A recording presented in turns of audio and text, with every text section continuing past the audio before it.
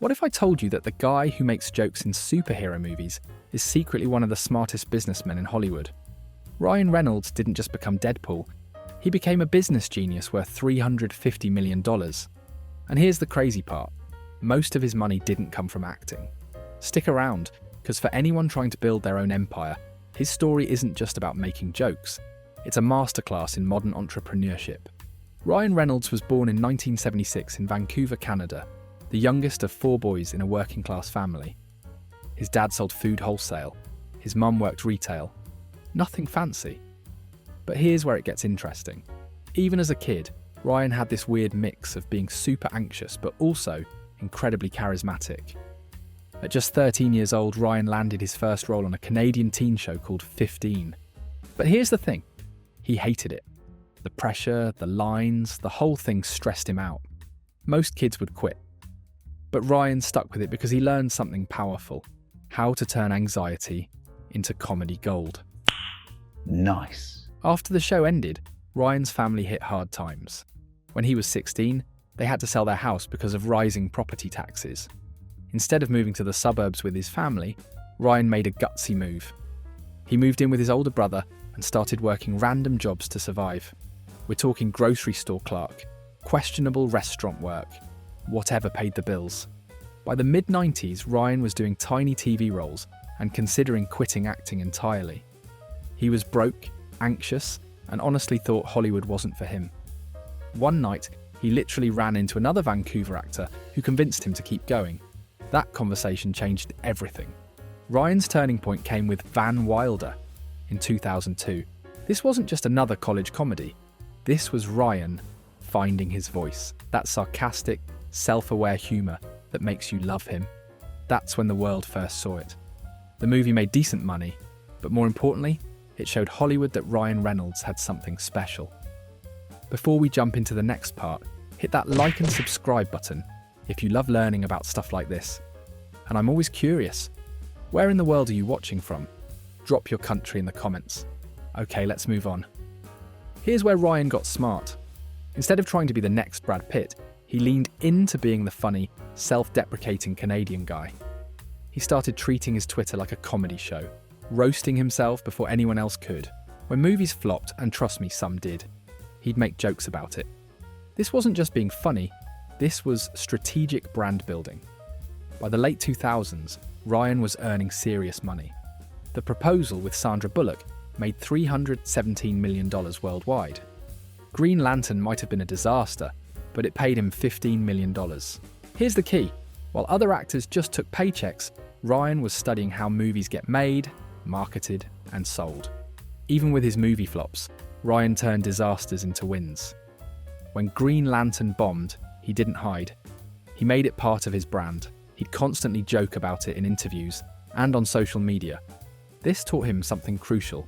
Authenticity and humour can turn failures into marketing gold. Here's where Ryan went from actor to business mastermind. He didn't just want to star in Deadpool, he wanted to own it. He spent years fighting studios, developing the script, and even leaked test footage to create fan demand.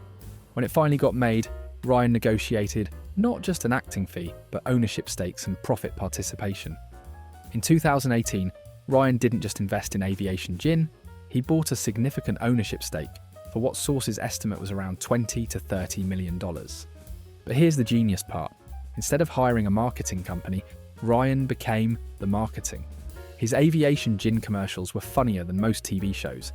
He turned gin into entertainment. Ryan's approach was revolutionary. He didn't just put his face on products.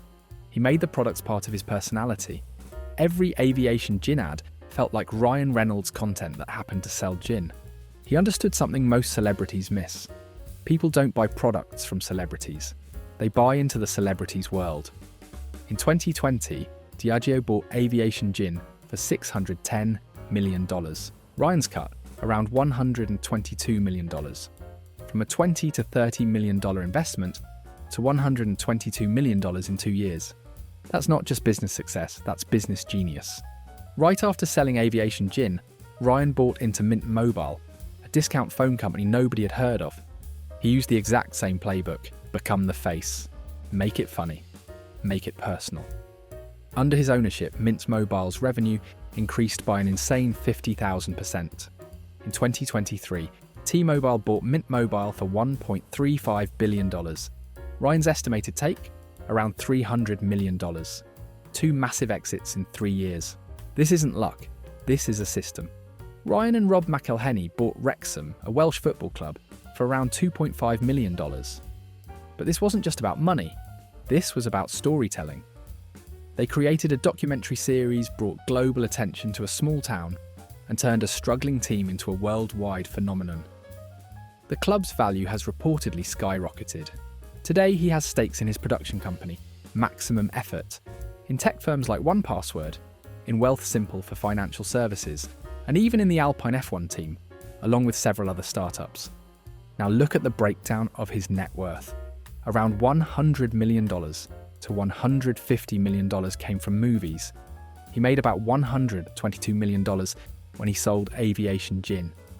The Mint Mobile deal brought in close to $300 million, and another $50 million plus has come from his other investments and ventures.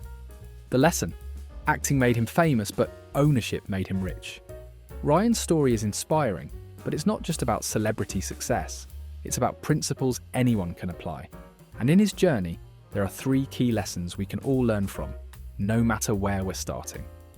Lesson number 1, turn your personality into your product. Ryan didn't try to be someone else, he amplified who he already was. His anxiety became self-deprecating humour. His Canadian niceness became authentic marketing. Find what makes you unique and make it your superpower. Lesson number 2, marketing is the product.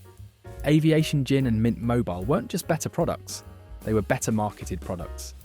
Ryan understood that in today's world, how you tell your story matters more than what you're actually selling. He didn't hire marketers, he became the marketing. Lesson number 3, fail forward. Green Lantern flopped, but Ryan turned that failure into part of his brand. Every business has failures. The winners use those failures as fuel for their next success. Ryan Reynolds' journey from a struggling actor to a business mogul worth hundreds of millions is a testament to the power of personal branding and smart investments. It shows that with the right moves, you can turn your passion into a massive financial success. But what if you started with almost nothing?